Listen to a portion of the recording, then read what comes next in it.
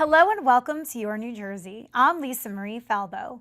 On today's show, we travel to the Prudential Center in Newark for the New Jersey Devils Sweep the Deck Gala, benefiting the Devils Youth Foundation. But first, I am excited to welcome Sabrinna Dias, a Newark native whose musical journey led her to The Voice Season 21. Now, she's not only making waves as an independent artist, but also inspiring the next generation as a public school music teacher. Sabrinna, welcome to the show. Thank you. It's so good to be here with you. It's so great to be here. And off camera, you were talking about how this experience reminded you of The Voice, which is very kind of you. I mean, we're a little more low key here, but what an incredible experience, though. Yes, that was my first experience with TV, and constantly seeing cameras and kind of like what I'm seeing right now, which is awesome. You guys have a wonderful place, by the way. It took me back. Like, I remember sitting and waiting for the interview, so it's nice. It's kind of like it took me back to that. Well, no John Legend here. No. It's okay, but you're here. I am here, yeah. Well, I am now not John it's Lisa. Legend. But you were on his team. Yes. Talk to me about that. So I was on Team Legend. We had a whole group that was on his team, obviously, and he was an incredible coach. I was very impressed by how humble he was. And, you know, when you go to The Voice or when you're going to meet famous people, you always feel like, are they going to be snobby? Are they going to be like, I'm too cool for you or whatever? And my experience was the exact opposite. It was like, these are just normal people and they're just incredible with everyone on set, on the coaches, everything. So I had an amazing experience. So you were on Team Legend. Who were the other coaches that year? So we had Blake Shelton, Kelly Clarkson, and Ariana Grande. I mean, Kelly Clarkson's my ultimate. I would have died. I would have died. How cool were they? They were amazing. Well, I feel like if Kelly had a chance, she would have stole me. Oh my God, you're cool.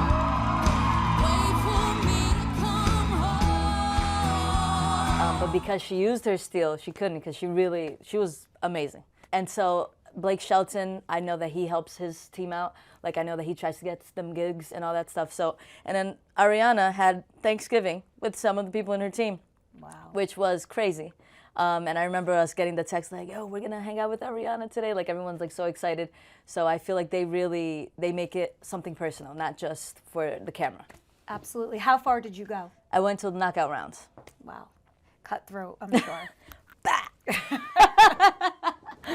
Who ended up winning that season? That season was Girl Named Tom, which is a band, two brothers and a sister. It's like a family reunion. And they're singers, so they all won, the three of them together, which was pretty special. But all of us were friends, you know, so it's kind of like at the same time that we're all going against each other in this competition, it's almost like, but I like this person, right? And I like that person. So it becomes a family. So they really did a good job. So they got the trophy for that one. That's such a cool experience, and I'm so happy you were able to experience that. How does a girl from Newark wind up on a stage in LA like that? I grew up in the Ironbound first. I went to Wilson Avenue School, and then I went to Arts High School. And I think the key was Arts High School, where I was a drummer, and I was the only girl. So I was constantly with the boys, and I had to kind of like prove myself that like I know what I'm doing. And then I started falling in love with jazz because I joined the jazz band. And before that, I only played church music, like gospel or whatever.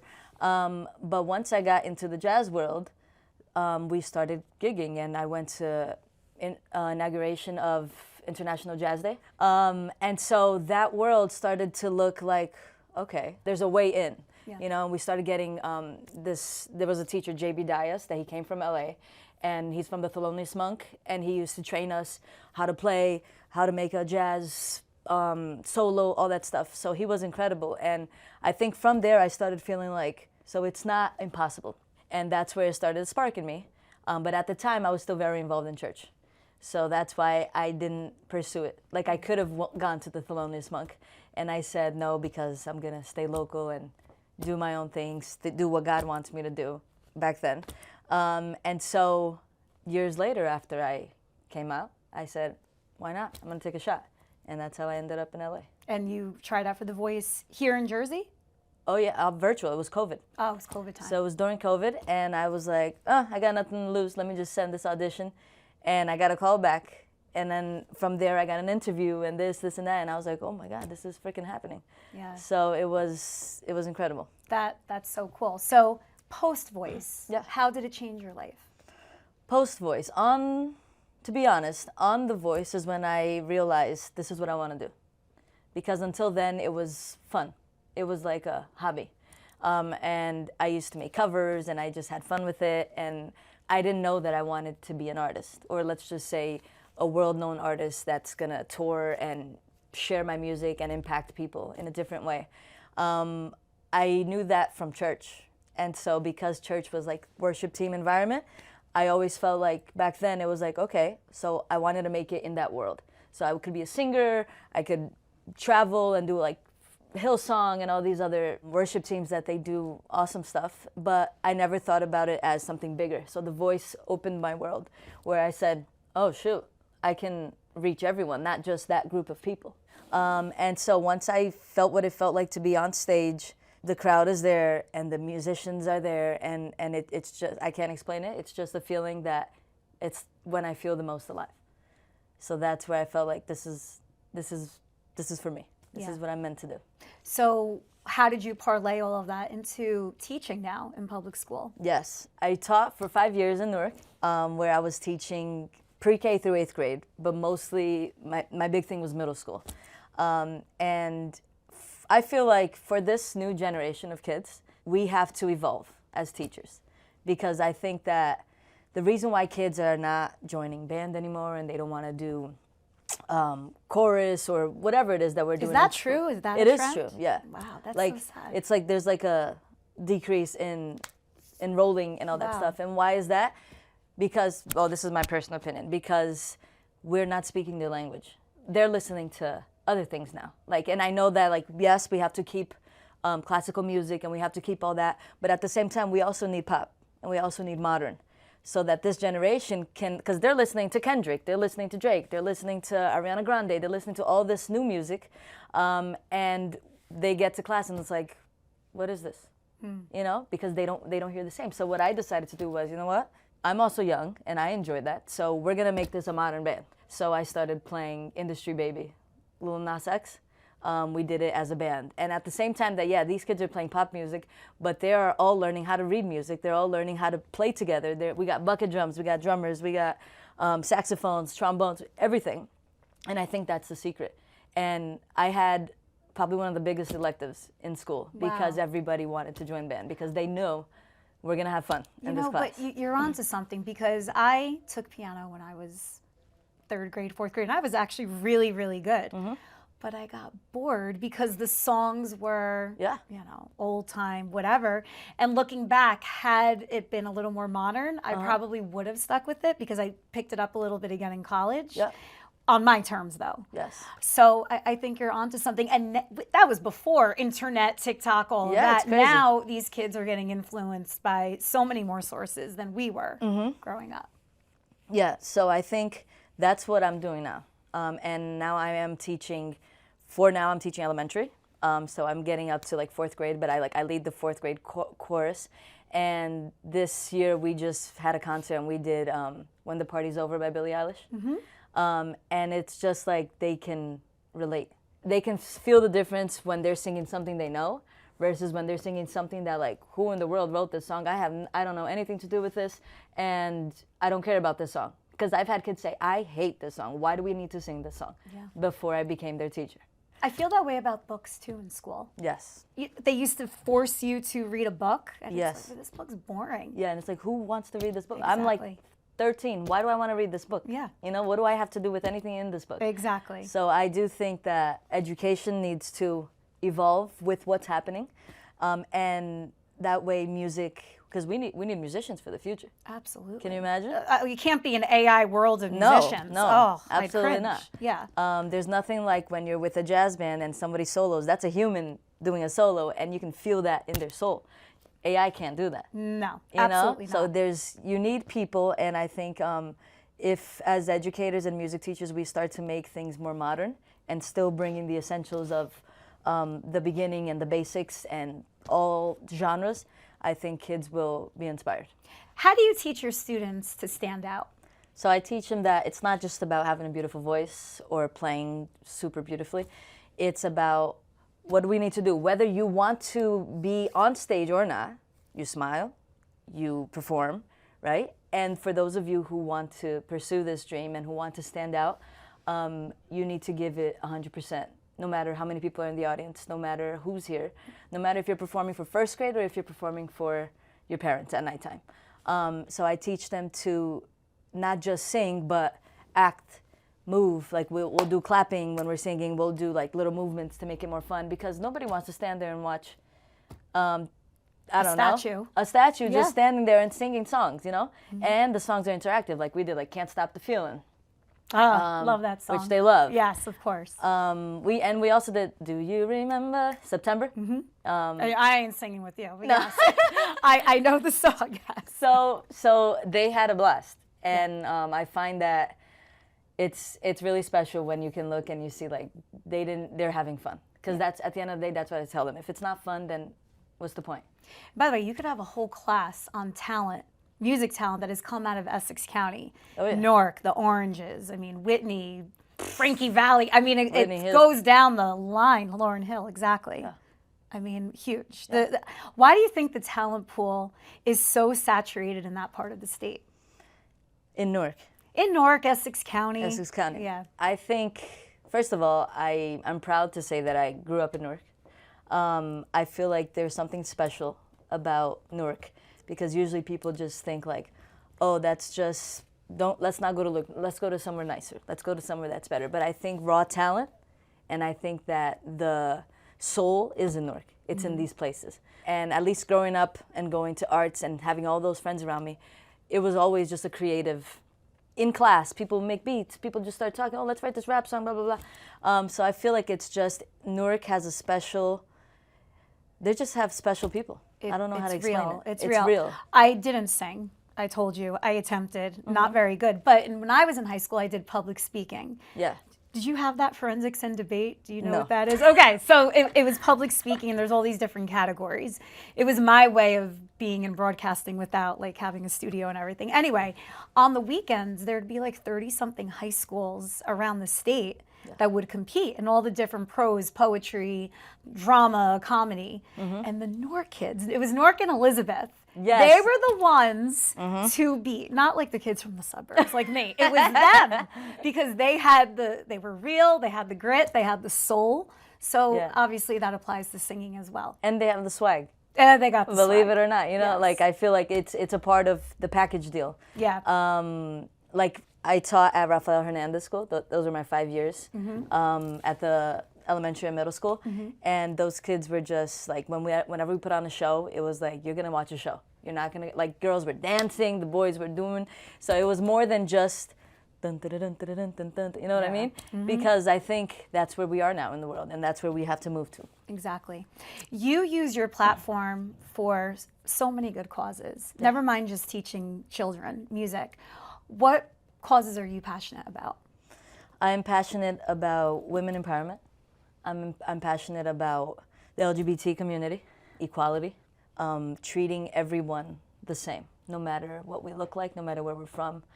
I have a lot of love for people, and I'm very much against, like I teach my students all the time, like, don't you dare bully anybody. I don't care what is happening, you're kind. I'm all about kindness, and I'm all about doing the right thing regardless of what the other person did. So I feel like LGBT community, women empowerment. I mean, I'm a lesbian, and I've had to go through all the stages of, it's not easy. But I think once you find yourself, and once you find your sound, and once you're comfortable in your own skin, which took me a long time, you start to be able to inspire other people to be the same way. Yeah. Well, you and I came together because we met at NJPAC to promote and record videos for the upcoming Let's Talk Women's Health and Wellness happening on March 29th at the New Jersey Performing Arts Center. Yes. Talk about your involvement in that groundbreaking event. So I'm going to be performing on the stage, which is really exciting. And what I want to do is bring a message of power, is bring a message of, yes, we are women, and we can also change the world.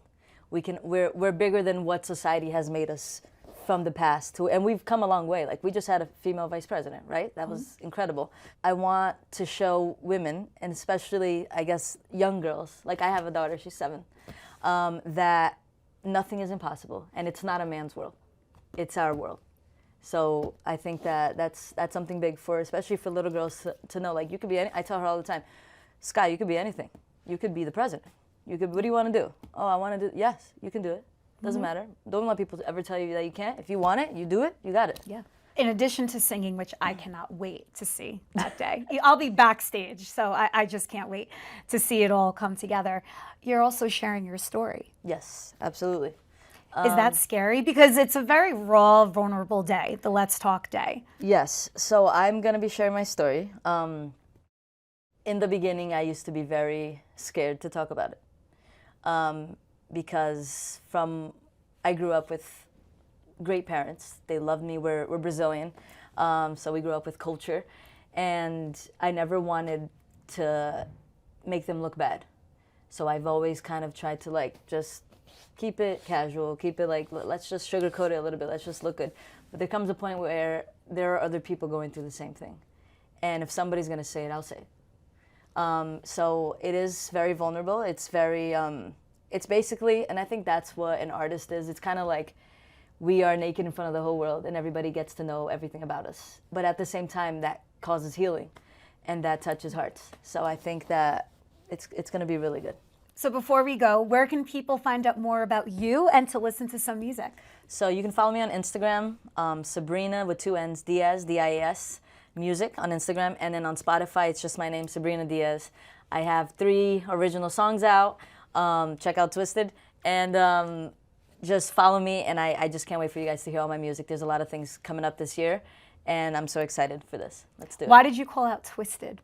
Because that's my last one. And I think it's my favorite one right now. Okay. And I think it's very special. It was very special for me. So that's why. Awesome. Can't wait to hear. Thank you so much, Sabrinna. Thank you. It was nice being here. The 2025 New Jersey Devils Sweep the Deck Gala wasn't just a celebration. It was a statement. Over 800 guests and 70 corporate partners packed the Prudential Center in Newark. Together, they raised a record $2 million for the Devils Youth Foundation. I am so happy to be here with you in person, especially at this event here tonight.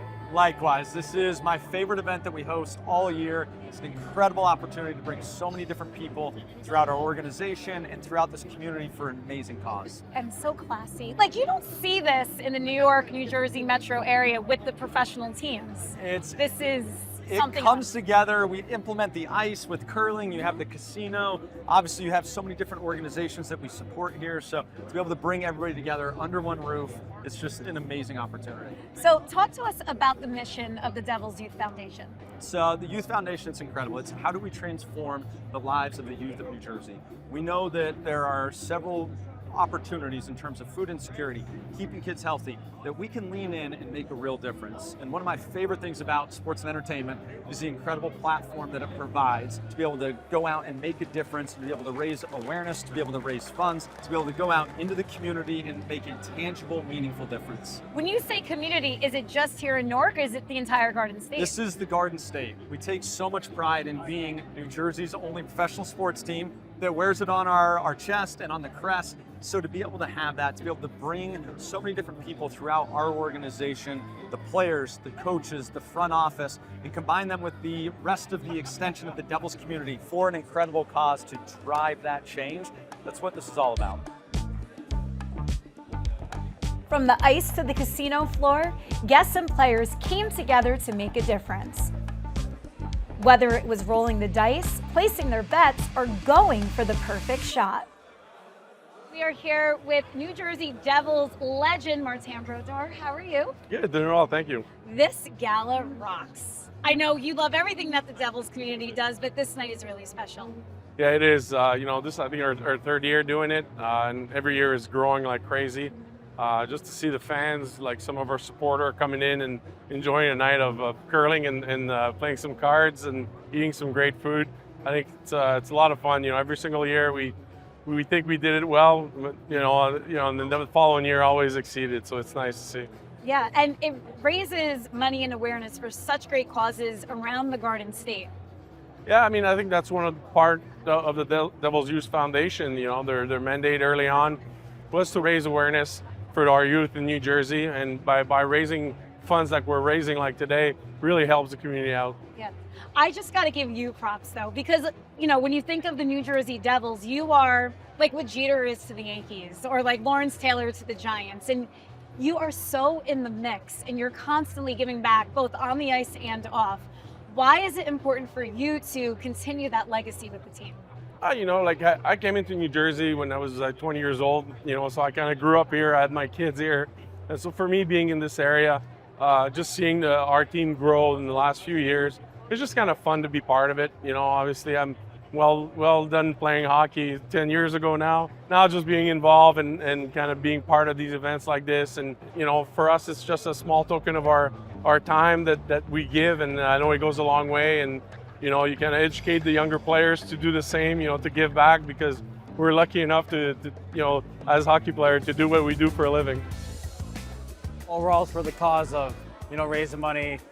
And the Devils Youth Foundation have done a great job over the years, and we're just happy to be a contributor right here at Sweep the Deck event. And obviously, there's a lot of fun things going on. You got the poker down there and the blackjack, and then with the curling, obviously it's a bit of ice for us, so we enjoy that. And then obviously with the auction, you can look around, there's a lot of cool memorabilia here, and I think there's a lot of good things going on. This is a huge part of the Devils organization. The Blitzer family, obviously they do an unbelievable job with these events. So for us players, it's always a highlight. Come here, it's a lot of fun. By the end of the night, the total soared past expectations, bringing the 4-year fundraising total to over $5 million. These funds go beyond the arena, helping local nonprofits provide access to sports, education, and a brighter future for New Jersey's youth.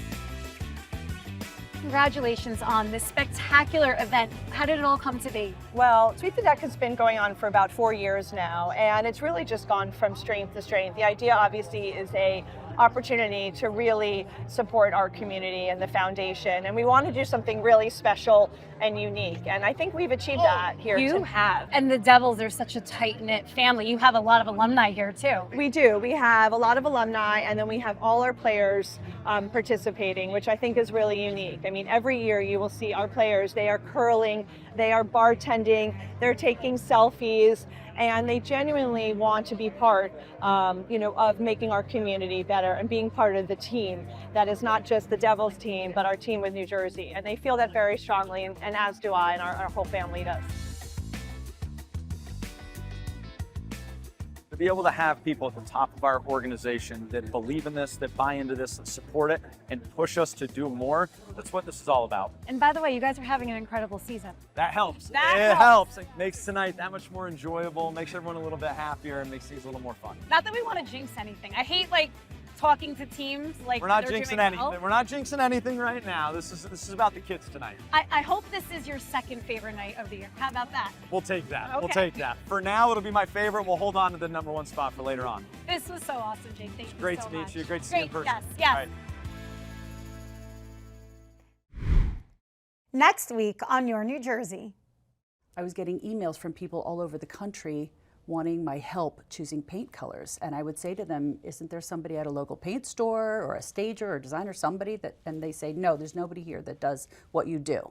And that's when I realized I have to come up with a way to help people and duplicate what I do. It's so hard when you go to a store and you see all those swatches and 50 shades of gray, right? And every color. Like, how do you cut through that noise? Yeah, there's 3,500 colors by Benjamin Moore. Yeah, and, Wow. and I laugh when you say that, because when I worked in the store, people would walk in and they would stop and look at the wall of color, and they would always go, because they don't know where to start. So the way that I do, and it's the Paint Diva, this is my method, this is the Paint Diva method, is simply to match your stuff that's in the room, because you have to match that. You can't take a color that you saw maybe in your friend's house or at a mansion in May or something and say, oh, Revere Pewter, it's the best color, but it doesn't go with your stuff. Mm-hmm. You know, you have to match what's in your space. You are responsible for settling people here around the Garden State, and what better time than right now? It's definitely been a very high-paced market for the last, I would say, 5 years now we're going on. You know, it's interesting to see all the development that's happening here in New Jersey, especially like all throughout Bergen County specifically, where we spend a lot of our time and a lot of our business, but special time to be involved. How did you get started in the real estate industry? By mistake. Okay. Completely by mistake. I was in an entrepreneurship class and a friend of mine wanted to flip homes, and he was a Marine, so he was like super handy, and I said, okay. And we got our licenses really just to learn about acquiring and rehabbing, and I thought it would be like an investment strategy. And there's an interesting thing about real estate, you need money, and I didn't have any. So I couldn't buy any homes. So I hung my license at a brokerage at the time, which I thought was suited for that type of structure, and the guy was buying like 2-3 homes a week, and I wanted to like follow somebody that was doing it. So I kind of like plugged myself there, put the flag there, and got started, and through that process started selling, and I kind of just fell in love with it from there. Thank you for joining me on another episode of Your New Jersey. I'm Lisa Marie Falbo. We'll see you back here next week.